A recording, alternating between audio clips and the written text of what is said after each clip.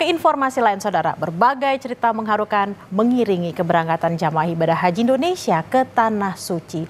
Salah satunya datang dari para remaja yang tahun ini berangkat haji di usia muda. 389 orang jamaah haji asal Banten dijadwalkan terbang ke Tanah Suci pada Rabu pagi. Di antaranya saudara keluarga sepupu muda yang berangkat haji bersamaan berkat inisiatif orang tua yang meregistrasikan mereka sejak kecil. Di antaranya ada Nail, salah seorang jemaah termuda berusia 20 tahun.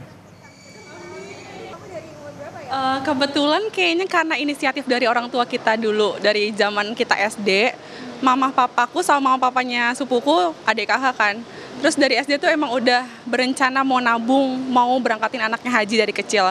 Karena pertama udah tahu antrian haji kan lama banget ya. Jadi mama papaku udah inisiatif dari dulu gitu. Alhamdulillah baru dipanggil setelah 13 tahun setelahnya gitu. Sebelumnya tapi ini aku lihat kalian masih muda-muda banget. Apakah ada haji termuda di sini? Kayaknya adik aku deh. Oh iya, yang mana nih? Saya. Oke, ini masih haji termuda nih. Ya. Umur berapa Mas kalau boleh tahu? Kebetulan baru masuk umur 20 tahun. 20 Ya. tahun sudah haji ya. Sudah, Ini. ya. Perasaannya gimana Mas? Ya, yang pertama saya senang bisa dipanggil sama yang kuasa untuk pergi ke Tanah Suci. Terus juga merasa beruntung sih.